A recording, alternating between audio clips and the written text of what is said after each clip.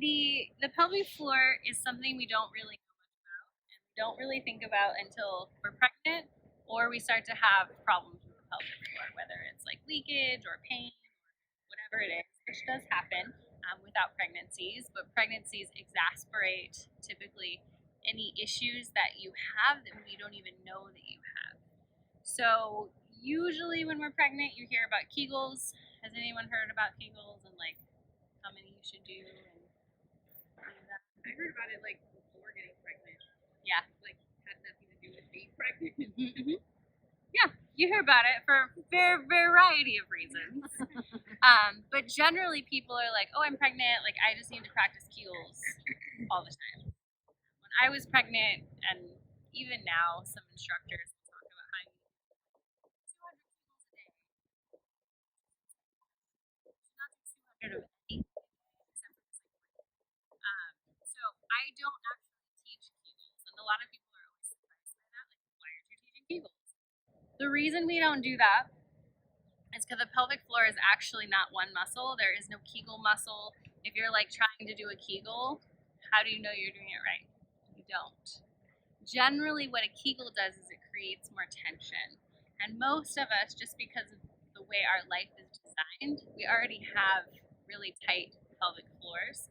So more than anything, the first thing that we need to do when we start to tune into the pelvic floor is learn how to relax it, stretch it, and balance it. So we want a strong pelvic floor. We don't want a pelvic floor that's so tight that it's weak. So generally, we sit a lot in cars, do a lot of seated things, and we tend to not have the best posture, right? When you're sitting at your computer all day, like eventually you sit down, you kind of tuck your tailbone, and as we do that, the muscles of the pelvic floor just keep getting tighter. I think like you sit on your tailbone a lot. The tailbone is tucked under, the muscles are shortened, and they're sitting shortened all the time.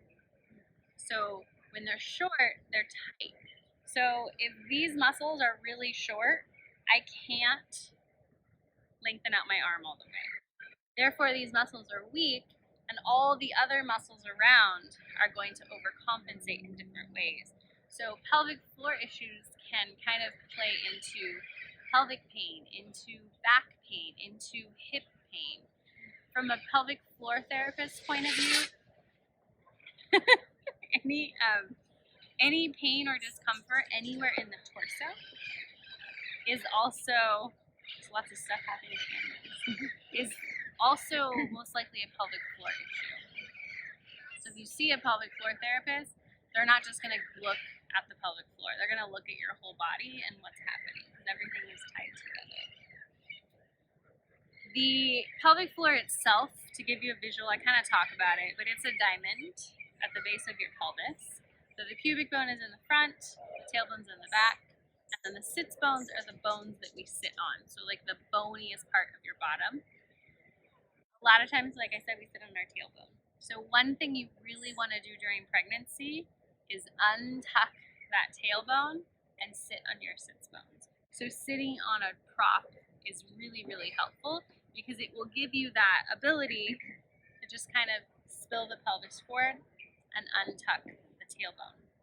And you want to sit in a variety of ways. So if you're sitting at your computer all the time, you want to, start with that really great posture and then change. Perch on the end of your chair. Stand up, walk around, stretch. Find a new position. And if you can, if you're working from home, sit on the floor. Sit on an exercise ball. You want to change the way that you sit all the time to balance the pelvis. If we're doing the same thing over and over, we're not creating variety in our body and other parts of the body will get tight. So does anyone cross their legs? Any habitual leg crosses? Sit usually one side? Yes. So that actually affects your pelvis, pelvic floor, back, your whole body. Especially in pregnancy. In pregnancy, it's really important to be mindful of that. Because if you're always crossing that leg over, one hip is going to get tight. That's going to affect when you're pushing your baby out, when your baby's trying to position the pelvis. because one side of your pelvic floor is imbalanced. Your hips are imbalanced. There's more tension on one side than the other. It's going to actually take your baby longer to maneuver the outlet of the pelvis. So all of these things kind of affect each other. And I don't want you to like overwhelm yourself and be like, oh my gosh, there's so much to think about. The number one things to think about are move your body in a variety of different ways. Don't sit on your tailbone. Find that good posture in the pelvis. We call that neutral pelvis when you're sitting on the sits bones. Same thing when you're standing. You're not tucking the tailbone under too much. You're not sticking the bottom out too much. You're right in that neutral position. And then breathing. So breathing properly is the best thing that you can do for pelvic floor health. So not only does it benefit pelvic floor health, but it benefits you in the sense of relaxation. Tap into your relaxation response, ground yourself, your body functions more optimally. Breathe properly. When we breathe properly, we're breathing deep into the lungs. So usually we breathe really shallow. We don't even know we're breathing, or we're like holding the breath. I don't know if anyone does that. We're just like, I'm not breathing right now. So, what you want to train yourself to do is to breathe into the lungs deep enough so your rib cage actually moves. So, we inhale into the lungs and the diaphragm down. The ribs expand. So, the rib cage actually moves like this. So, when you inhale, they expand. Side body, on the front of the body, and in the back of the body. When you exhale, they soften back down. We're going to practice that today. And that's your like number one homework is to practice breathing. So the ribs move. And then what happens when the ribs move? The diaphragm moves. So the diaphragm is right at the base of the ribs. Generally, we breathe really shallow. The ribs don't really move. The diaphragm doesn't really move. It gets kind of stuck. When we breathe properly, the diaphragm pushes down as you inhale because your lungs expand. It pushes down and it massages all your internal organs. It increases blood flow. It does all these really important things. But the other thing that it does is it moves your pelvic floor. So they actually are mirrors to each other. They're both very similar. They're kind of like dome-shaped structures. So when we inhale, ribs expand, diaphragm presses down, and then the pelvic floor, that diamond shape, gets a nice stretch. It relaxes all of those muscles. So there's 17 muscles, 3 different layers. They all stretch. You get a nice stretch. That diamond shape gets a little bigger. It's a good visual. And as you exhale everything out, ribs drop. The pelvic floor gently lifts and engages. So we inhale, expand, stretch, relax. We exhale, a gentle lift, gentle engagement. And you don't have to force the engagement. You don't have to like squeeze the pelvic floor and lift it. We're not doing Kegels, we're just breathing. And when you're breathing properly, you're breathing deeply, there's this like beautiful movement between those two structures. And that's going to increase blood flow to your pelvic floor. It's going to stretch all those muscles, and then it's also going to strengthen them. And it's going to create balance because we're not just focusing on like the Kegel, where usually you're kind of focused on the muscles towards the front, towards the pubic bone. We're focusing on all of those muscles. And that's the best thing that you can start with. Once you can start to feel into your pelvic floor, there's more like exercises and things that you can play with. But this is going to be the best thing that you can do for yourself. It will help you during your labor. It's going to help you support your baby. Your baby's 5 pounds right now, Lisa. Yeah. Think of all of that extra weight that's on your pelvic floor. So if we had a grocery bag and it just had a couple things in it, that's 2, pregnancy. Your pelvic floor is holding your organs in, kind of important. And then you have a baby, and there's the baby, there's the fluid, there's the placenta. We're throwing more stuff in that bag. Think of what's happening to the bottom. We need to support it. And by doing just those 2 things, it's going to create a lot of support and a lot of balance. And then postpartum, that healing is going to be a little bit easier because you've already started to work on any issues that you might have. You're working on creating balance in your pelvic floor and in your body. So everything is connected. The pelvic floor is connected to everything else. I've worked with people who had like jaw surgery or shoulder issues, and they also had issues with the pelvic floor. All of these things are interconnected, but we forget about the pelvic floor. So we're not taught to think about it or to know about it until we get older and we're like, oh my God, I sneeze and I pee. Like, what's going on? It's a part of everything, and it's also a part of our core.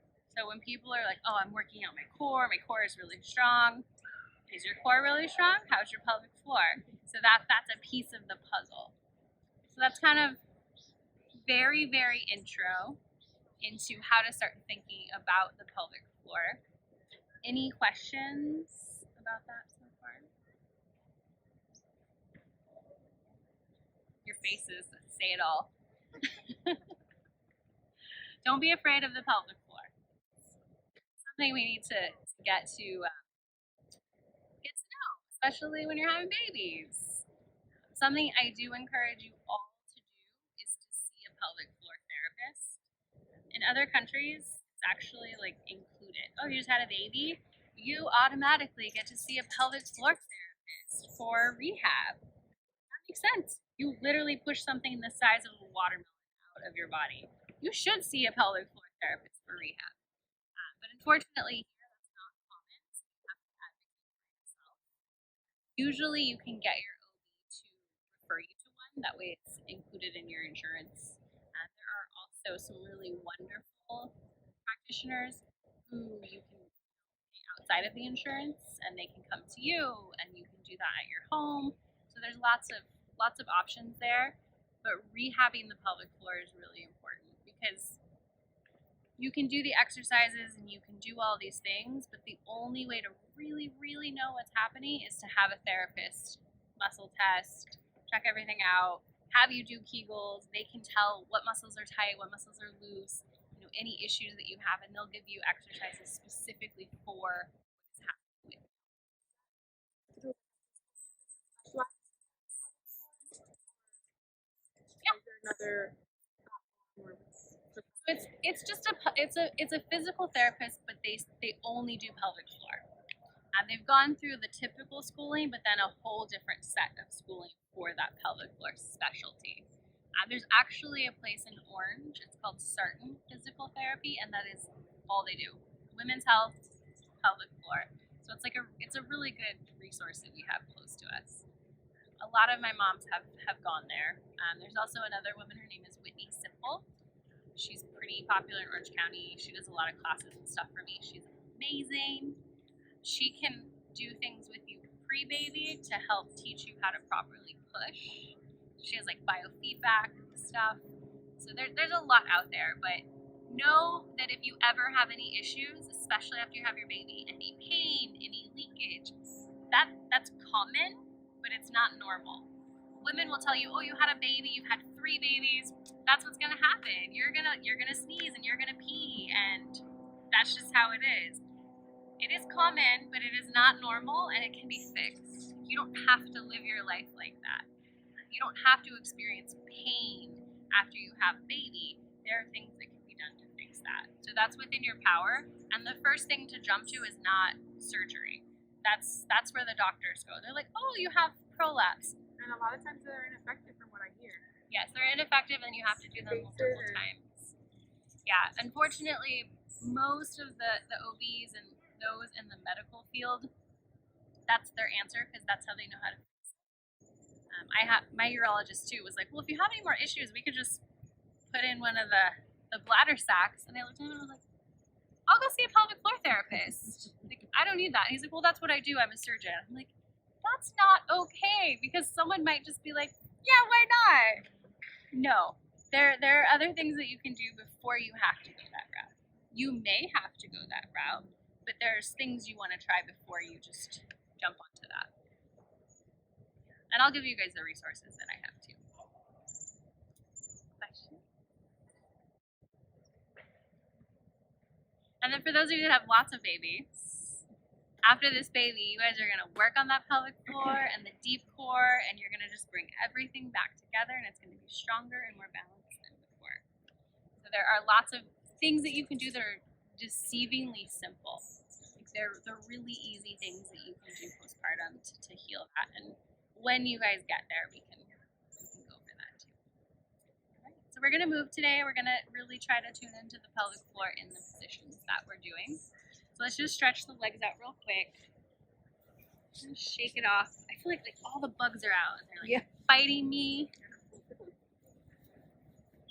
Oh, I like the outdoors, but I do miss the studio. All right, so we're gonna take a cross leg position. Find those sits bones. Sometimes you gotta move some of that flesh away. Find those bones and just sit up nice and tall. So when we're here, the belly is spilling forward very slightly. Your belly button is always straight ahead or down. So it's never up. If you're at home and your couch is just like eating you and your belly button is up, your tailbone is tucked, it's okay sometimes. If you do that like every day, the pelvic floor muscles are gonna get tight. So midwives talk about how like the couch is like the worst place for a pregnant lady because it just kind of eats you and you tuck your tailbone under, and when you do that all the time, those muscles shorten. So just remember that. Be mindful. So we're sitting up tall, we're stacking the shoulders on top of the hips, the ears are on top of the shoulders, and just get really long. We're gonna start to breathe into the ribs, so you can take your hands to your ribs if you like, a little feedback. And I just want you to start breathing deep enough to feel that movement through the rib cage.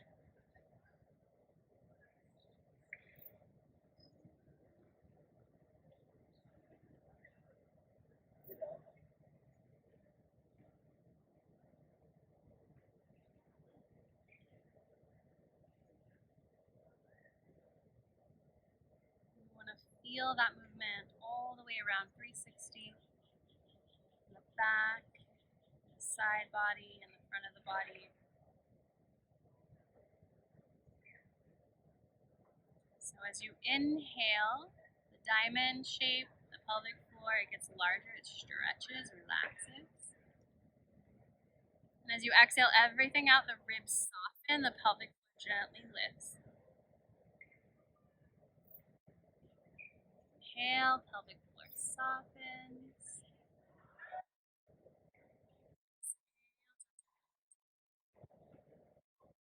Make sure as you do this that your jaw is soft. Remember, if the jaw is tight, the pelvic floor is tight as well.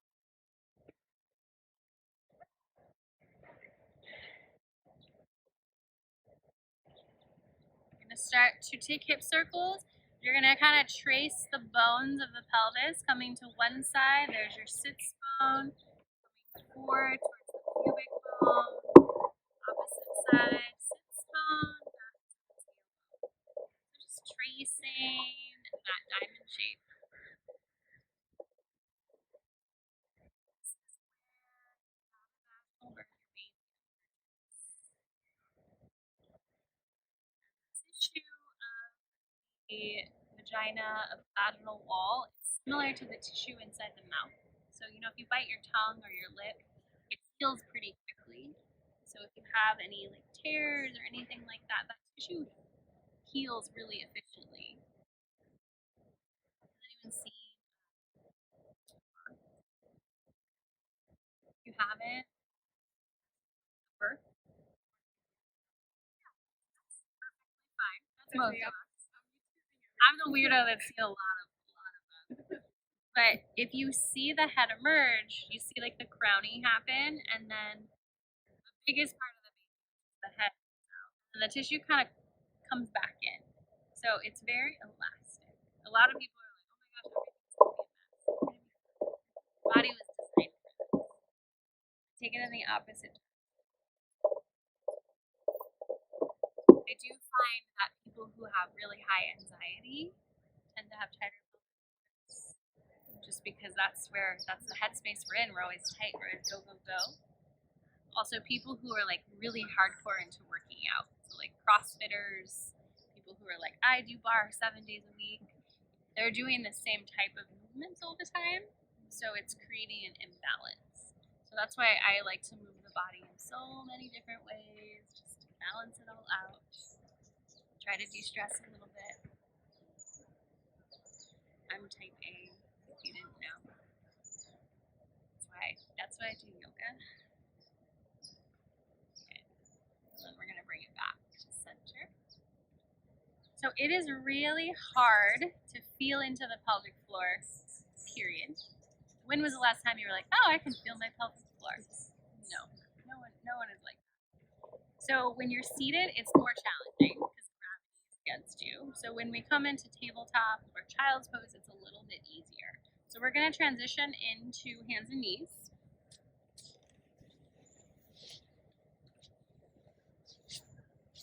The answer in full force today is that heat, run them out. So we're gonna start with cat-cow tilts, and I want you to think about the pelvic floor. When you inhale and you lift your tailbone and your heart, your pelvic floor is stretching.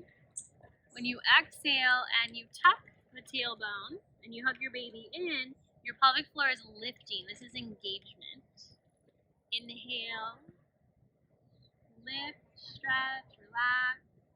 Exhale, hug your baby and lift your pelvic floor. Turn your deep core on. And then as you inhale, everything relaxes.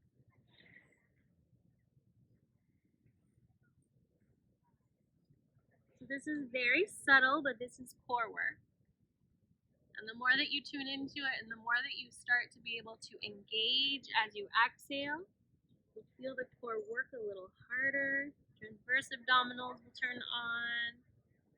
Inhale, feel everything relax. Take one more.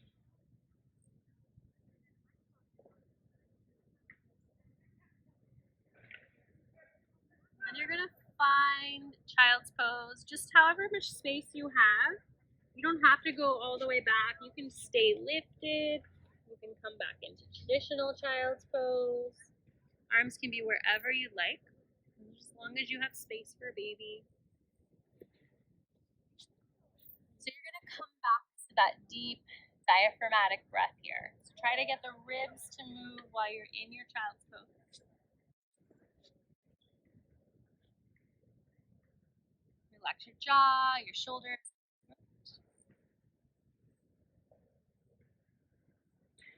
And just imagine that ebb and flow, that movement. Inhale, diamond shape gets bigger, pelvic floor relaxes. Exhale, gentle lift.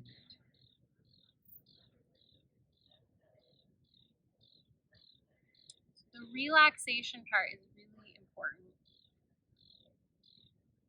We have to learn how to relax the pelvic floor before we can do any type of real engagement. So your goal for the next week is to really practice softening.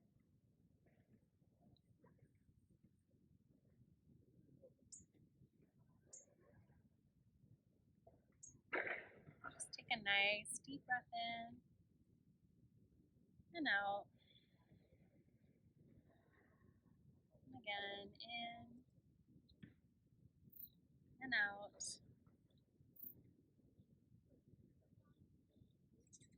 Float your way back into tabletop. So child's pose, cat-cow, tabletop. This is a great position daily. It's a great position during labor. We're going to make it asymmetrical, walking the hands over to the left. If you have blocks, you can grab your blocks here. We're going to step the right foot forward. And then you're just going to play with it. So I want you to maybe come in and out. You can draw your circles. Maybe you just want to hang out and be still and sink into it. So I want you to move and notice what feels good in your body.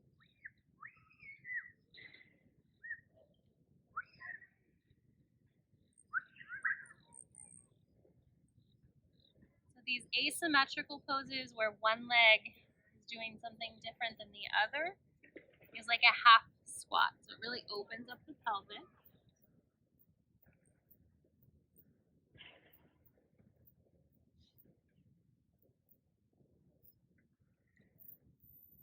And then just pause, find some stillness. If you haven't already, feel into this.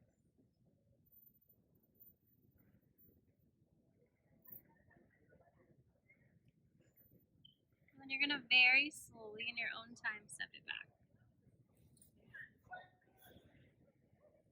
Take a moment, draw some circles, maybe rock the hips side to side. Anytime we lean forward, we're taking the weight of baby off the back of the body. We're giving them the opportunity to get into a good position, and then we're getting that release in the back. So we're going to do the same thing, other side. Walk the hands over to the right, step the left foot forward, and just play with it. So whatever feels good, maybe you want to come up.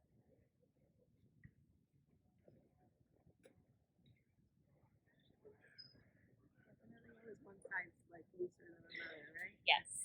Especially if you're habitually crossing your legs, that's going to definitely create an imbalance too. But one side of the body always feels different than the other. So you mentioned also like positioning. Do you have any special tricks like positioning of the baby to like encourage turning or other things? Yeah, so it depends on where they are. Different things prescribed based on what position he's in, but everything we're doing today is to help create optimal balance to get baby into the most optimal position. So that's why these are things that I recommend you do.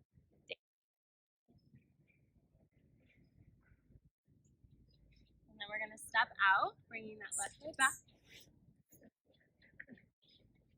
And just take a couple movements before we come into our squat. Also, one of my favorite relaxation positions is laying against an exercise ball or something soft and cushy with one leg forward. So just hanging out here, maybe listening to a meditation, halfway through switching sides. That's going to be really good for balancing the pelvis, stretching the pelvic floor, doing all that good stuff. Are those good to sit on? Yes. I recommend every pregnant lady gets exercise balls. We call them birth balls. If you're pregnant, it's a birth ball. When you're not pregnant, it's an exercise ball. But yeah, so those are amazing. You just want to make sure. Generally, most of us are mediums. If you're on the taller side, large. But you want the knees and the hips in line with each other, or the knees slightly above, because if they're really far below or really high up here, it's not going to benefit you. Usually, if you just Google like what size X birth ball do I need, you're gonna find a chart to give you a guide. Most of us will be medium. If you're taller than like 5'6", you'll probably want a large. And you want to blow them up all the way. So you don't want them like super squishy, because then your tailbone will tuck under. Yeah, mine gives a lot. Pump It's it up. large, but it gives. So I think it might be just right. Like Yeah, that could work out. Just as long as you're not tucking your tailbone under, you're fine. They're great postpartum at rebuilding core strength, and then bouncing, just bouncing your baby, trying to get them to sleep. So the other thing that I want you to be doing daily is squats. So if you've taken prenatal classes with me, you know this. We squat all the time, as much as we can, in a variety of different ways. So we're going to take a squat at the back of the mat. And you can take that full squat. If this feels a little too much, a little too intense, you're going to come up into a half squat. So the key when you're squatting is try your best to untuck your tailbone. A lot of times the tailbone wants to tuck under, especially if the pelvic floor is a little tight. So my tailbone, I'm tucking it under. There's a lot of rounding in my back. I want to try to untuck it. So maybe I'm in a deep squat, maybe I'm in a half squat. Relax your jaw, take a couple breaths. And then you're going to press yourself up by pushing your hands into the floor, then your hands into your thighs, and then come all the way up. Shake it out. So you want to squat as much as you can. Get a squatty potty, make a squatty potty. That's going to help. It doesn't have to always be this like deep, hardcore squat. Half squats, squatting to pick things up off the ground as opposed to hinging at your hips, is going to balance your body. So So just changing the way you move on your daily will make a big difference in how you feel. So we're gonna come down into our half squat now, wide stance, hands to the thighs, and we're gonna do our standing cat-cow tilt. So we inhale, we lift the tailbone, the sits bones spread, we get a nice stretch. As you exhale, lift your baby in and up, tuck the tailbone around the spine. Inhale, everything relaxes. Exhale, bring your baby in and up.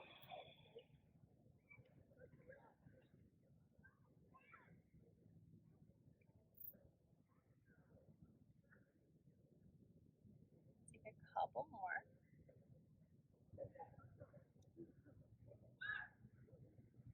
Feel that humidity creeping in. And then we're going to bring it back. Press the hands into the thighs, come all the way up. We're just going to reach the arms up. Hook the right wrist. Reach up and over like you're trying to open up your rib cage, just stretching out the muscles between the ribs. So when we open up these muscles, we can breathe deeper. So that's going to benefit our pelvic floor. Come on back, up and over. And the bigger your baby gets, the less space you get. There's more space for you. And then bring it back. Shake it out. So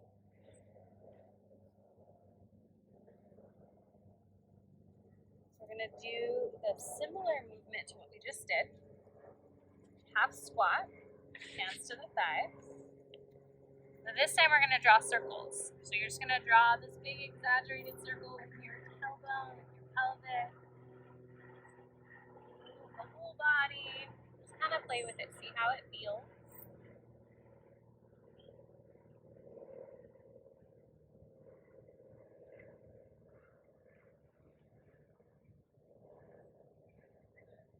And take it in the opposite direction.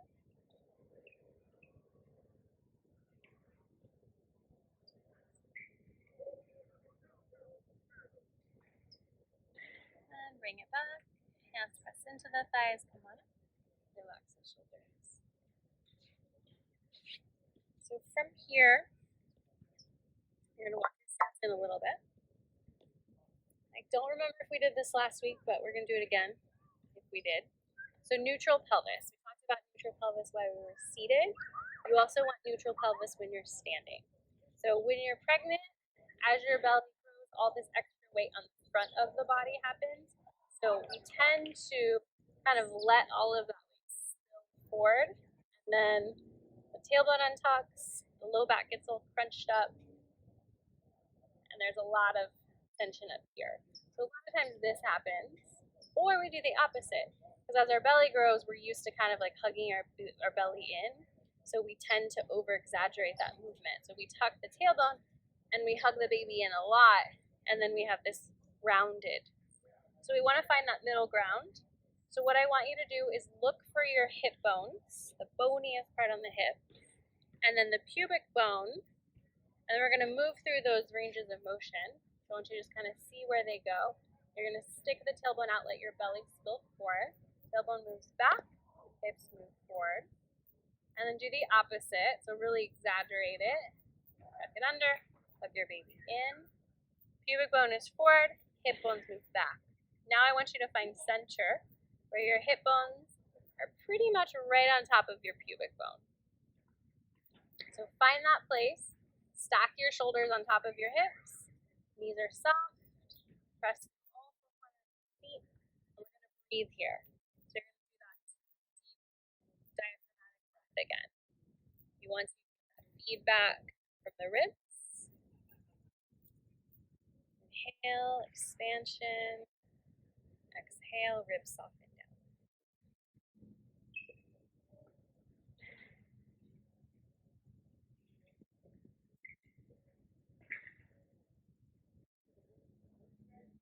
In the central position, diaphragm and the pelvic floor can move in unison together. There's more movement, there's more connection between the breath, the diaphragm, the pelvic floor. Your body is in alignment here. So what I encourage you to do is just randomly, when you're out and about, check in. How's your posture? How's your pelvis? how are you moving through space? If one part of our body is crooked, everything is crooked. Shoulders are crooked, the head is crooked. And when you're pregnant, we have relaxin, so everything kind of just moves a lot more. So if we're always standing this one way, like we all do it, right? Like we have a stance, that's our stance, and that's fine, but I want you to do the opposite. Stand the opposite way too. And then also work on finding your center. So just adding that variety to create balance. So I know, like, I don't even know what it was. I do something, but my kids do it. I'm like, why are you standing like that? Oh, I stand like that. Okay, let's change it up a little bit. So just adding that variety, because you'll notice it's habitual. After you have your baby, you're going to carry them on one side, and then this side is going to be all out of whack, and then this shoulder is super sore, and everything is crooked. So carry them here, carry them there, carry them here, all the ways. So any ideas on how you can get more squats today? Squat more. Do this squat more. So squatting is how we push our baby out, especially in a hospital setting. You're on your back and you have your knees out, and it's really uncomfortable. But even generally, like, we're going to naturally come into some sort of squat position to push our baby out. If we don't open our pelvis and do those movements now, when we have to push, our body's going to be like, what are you doing? Like, I don't move in this way. So moving more in that way. Squats are going to be really important. You want to do them daily. And again, go to the bathroom and squat. Pick up your clothes. When you're doing laundry, like you're folding clothes, squat. You can sit on something. You don't have to be in a full squat. You can sit on the exercise ball. You can sit on a little stool. It's still going to benefit you because it's still a squat. Even if it's supported and it's easy, it doesn't have to feel hard. If you're like, this is easy, it's not working. It is working. You're still opening the pelvis. So let's do, I really like it. We're going to take a wide stance. If you want to pivot on your mat, you can. We're just going to do kind of windmills. So you're going to come forward, and when you're at home, you can come down to like a prop or a couch or something like that. But we're just going to come down if you can reach the floor.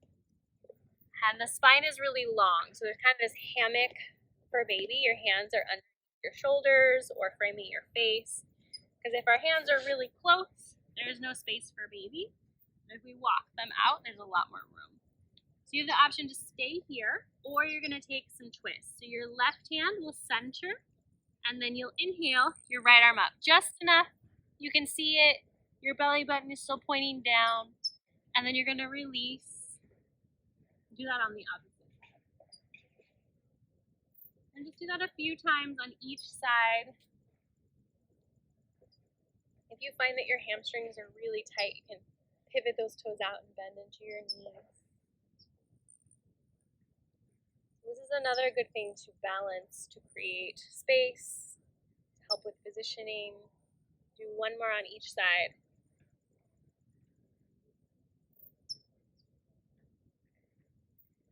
Pivot your toes out. Once you get back down, bend your knees, press your hands into your thighs, and then push yourself all the way up. Roll the shoulders up, back, and down. Relax them, let them be heavy. We're going to do wave squats really quick because those are my all-time favorite moves for the pelvic floor. Toes are pointing straight in wave squats, and we're focusing on sending the hips back. So I'll bring my pelvis next week to give you more of a visual. But when we squat, the sits bones spread apart, the tailbone and the pubic bone move away from each other. So it adds all of this space to the outlet of the pelvis, but it makes the inlet smaller. When we do the opposite movement, where we kind of tuck the tailbone under, we're actually making the outlet bigger. So pay attention to how you move and how it feels, and eventually when you're in labor, you will be able to tune in with your body. Like, I'm going to move like this because I feel like my baby's really low. I'm going to help them get lower.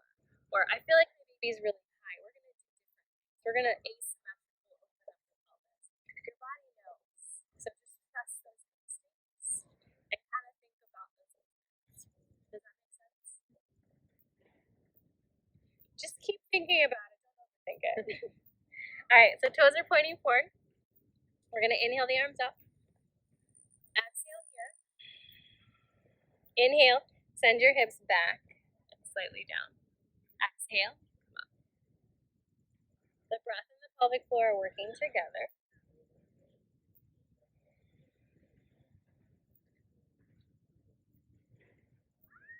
I recommend that you do these daily during pregnancy, after you have a baby, and forever. The pelvic floor always needs help.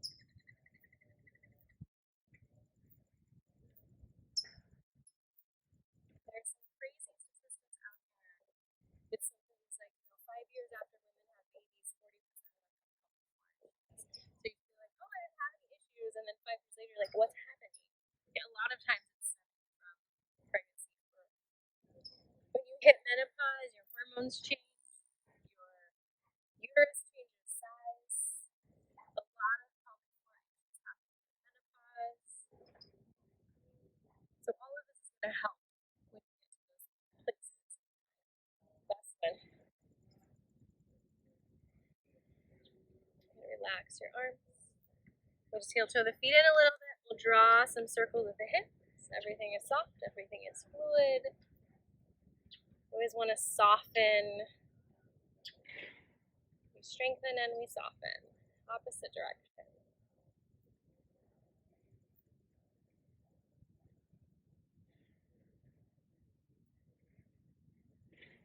We'll bring it back to center. Heel toe it in. Shake it all up.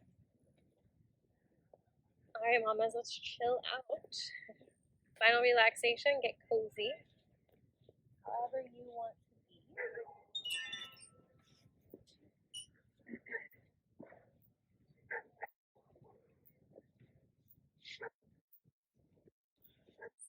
Comfortable, you can lay down, sit up, side.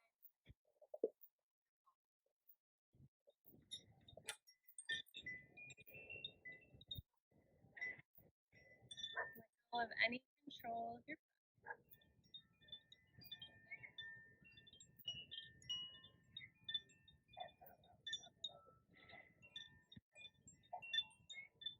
Just allow your body to be supported by gravity.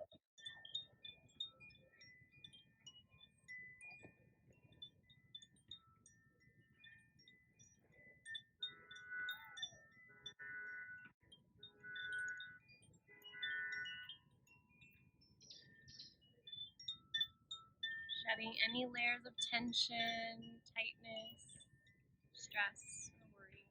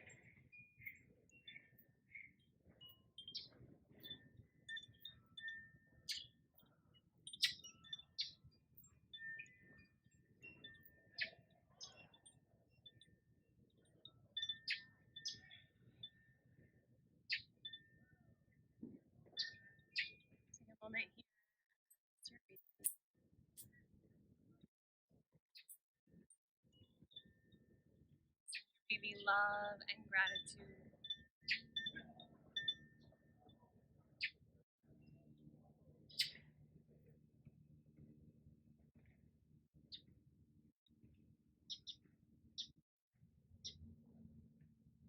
Notice everything beyond your baby.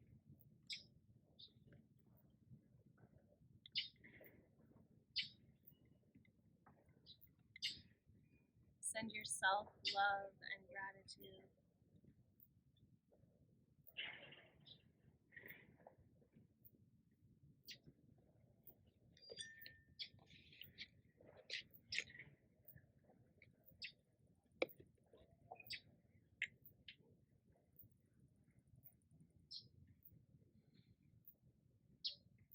Take a deep breath in through the nose and out through the nose.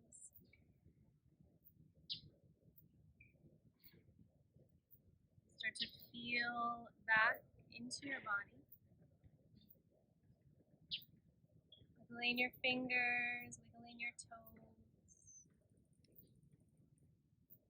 circling your ankles and your wrists. Just take any movement that feels good to you based on where you're at.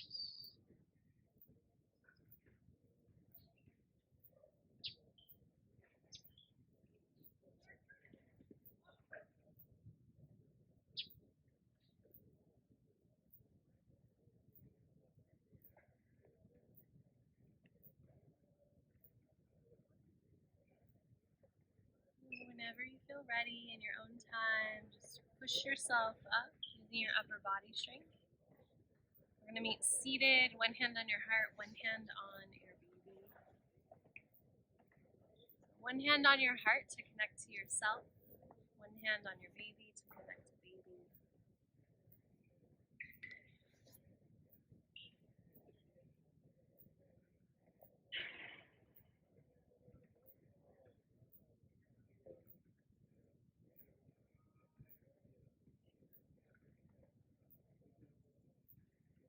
Allow yourself to feel gratitude for this experience, for all of its challenges and all of its blessings.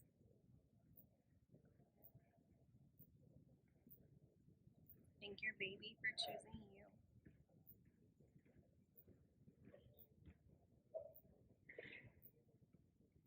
On your next inhalation, reach the arms up. Exhale, hands to the heart.